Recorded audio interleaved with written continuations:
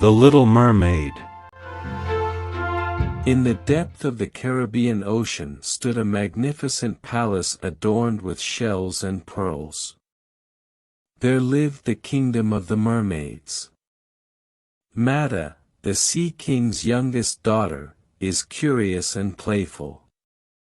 She loves racing with the sharks, riding on the turtle, and diving with the dolphins in her free time. She particularly enjoys investigating sunken ships and hunting for treasures. While exploring the different parts of the ocean, she will sing along. Her beautiful voice calms the sea waves, while the fishes are drawn to her presence to keep her company. Mata has always been curious about the world outside the sea. Whenever she feels bored, she will sneak up to the ocean's surface to look at the beautiful island and activities surrounding them and secretly imagine herself walking on the sandy beach. One day, Mata was near the sea surface when she heard a group of rowdy sailors on a ship. Mata decided to check out what had happened. As Mata approached the ship, she noticed a sailor laughing with a handsome young man. While watching them, Mata saw the attractive young man wearing what appeared to be a crown on his head. He must be a prince. Mata thought to herself. After some time, the wind grew stronger. The vast wind rocked the ship vigorously. The young man felt queasy and sick from the erratic rocking of the vessel, and he went to the ship's deck for a breather. Suddenly, the ship made a sharp movement. The young man lost his footing and fell right into the ocean. The prince fell into the ocean! Somebody save him! One of the seamen cried. Unfortunately, the sky was overcast, and the sea was choppy. Nobody knew where the prince was. Mata quickly dives into the sea to search for the prince. Luckily, she was able to find the prince in a short time and swam as fast as she could to the surface. By then, the prince had already lost consciousness. After much effort, Mata ultimately successfully brought the prince to safety on land. She stared at the prince for some time, hoping that the prince would wake up. Mata was unaware the storm had subsided, and it was already morning. When the prince showed no signs of gaining consciousness, she started to sing from the sadness. Her enchanting voice filled the quiet morning, and slowly, the prince began to move. A group of people heard Mata's singing and followed the melody. As soon as Mata heard noises of people approaching in her direction, she dashed into the waters and hid behind a rock. Look! Someone is here! The people spotted the prince and helped him back to safety. Since that day, Mata kept thinking about the handsome prince and going on land. She yearned to find him to see if he had fully healed. Her grandmother noticed that she was not as cheerful as before.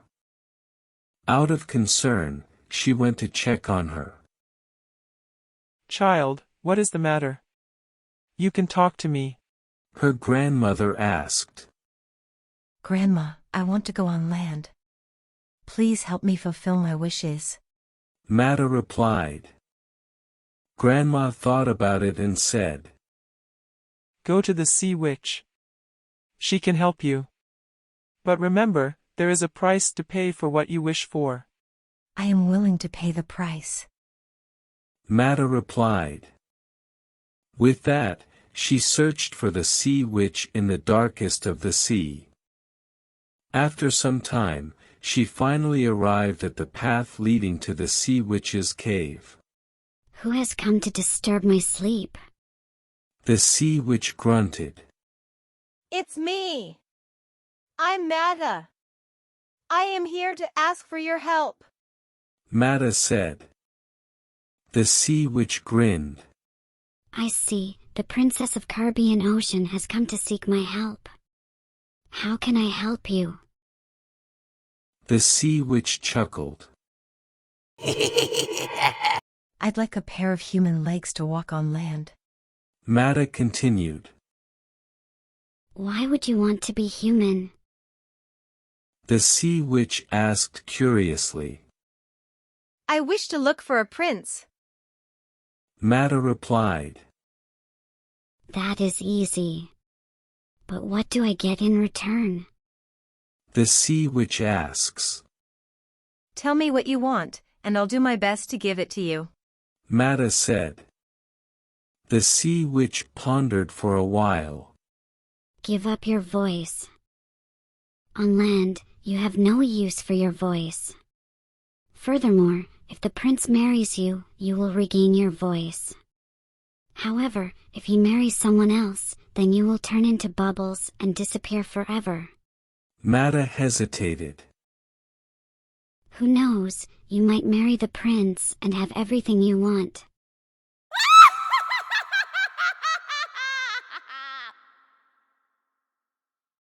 The sea witch added, flashing her wide smile.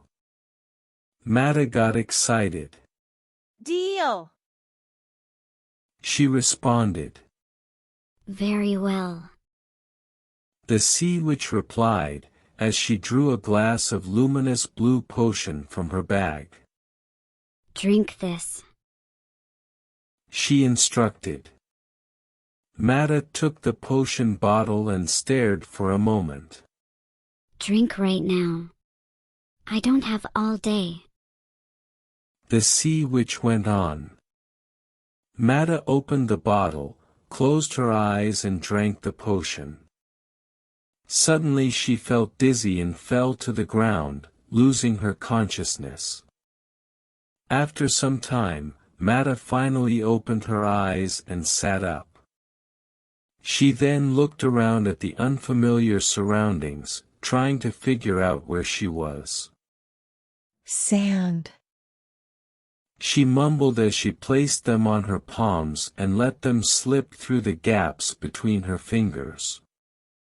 Looking at the falling sand seemed to bring her memory back.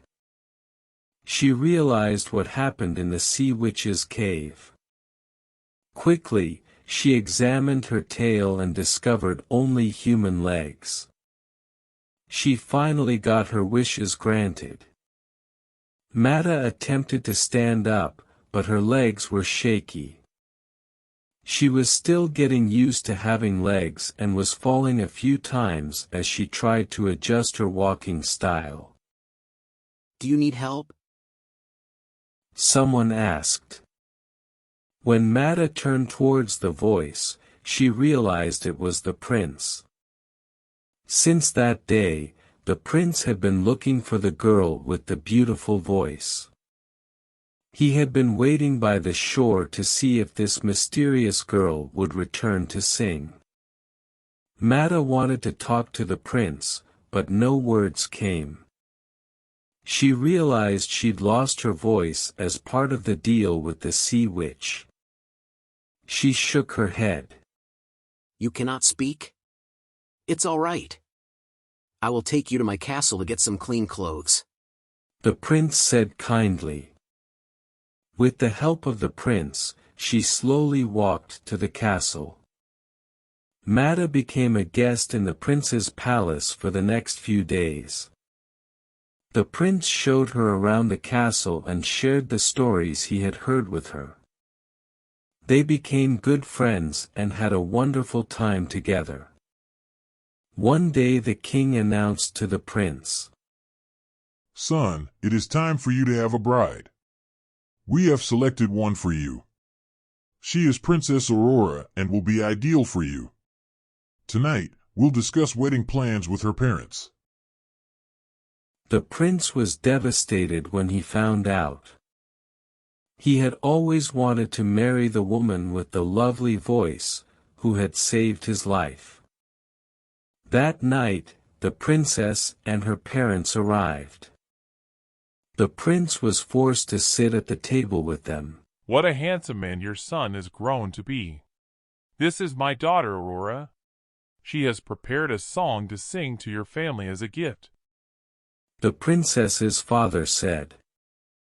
The prince was taken aback when Princess Aurora began to sing. The voice sounds exactly like the girl he's been looking for a long time. The prince was delighted because he had finally found the girl who would become his wife. When the meeting was over, the prince could not contain his happiness and shared it with Mata. Mata was heartbroken. She recalled her agreement with the Sea Witch. She didn't expect the Sea Witch to use her voice on another girl. The following day at dawn, Mata took a walk by the shore in despair. She missed her family but could no longer return to the deep sea. Sitting by the beach, her sisters suddenly swam up to the surface as they could sense her. Even though she could not talk, her sisters understood what had happened. They wanted to help Mata. We will come up with a solution, Mata. Return to the beach tonight. Her sisters told her. That night, Mata made her way to the shore. Her sisters came as promised. However, they no longer had their long, lustrous lock. To help Mata, they went to the Sea Witch and had exchanged their glowing hairs for a magical sea pearl. Mata, take this magical pearl and give it to Princess Aurora. Once she consumes it, she will turn into bubbles and vanish.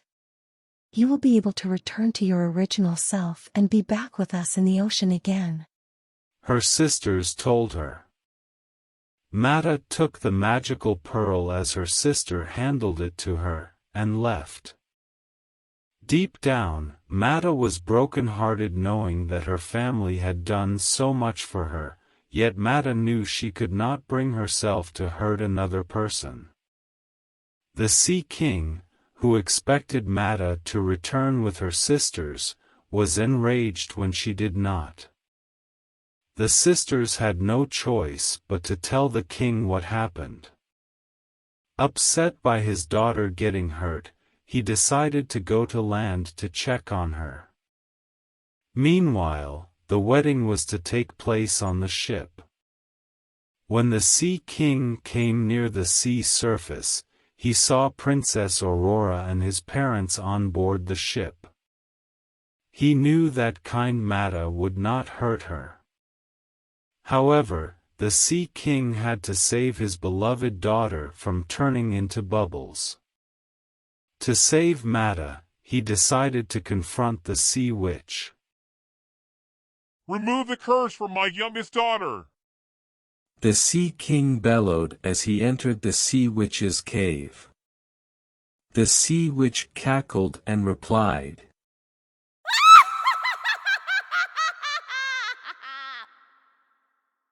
The only way to save her from her fate is to give me your scepter. The Sea King knew, if the Sea Witch has his mighty scepter, she can rule the Caribbean kingdom and become the most powerful creature in the world. While the Sea King hesitated, the Sea Witch took the opportunity and used her powers to seize the scepter.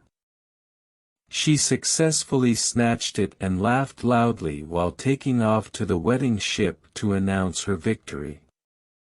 As the scepter exudes magical powers, tentacles started twisting out from her body, and she transformed into a massive sea kraken. I am your She king now! roared.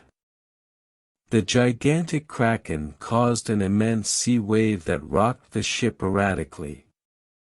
Everyone on board the vessel screamed for help. Princess Aurora almost fell to the sea from the rocky ship when Mata quickly extended her hands to save her. This angered the Sea Witch. Why does everyone adore you, Mata? She screamed.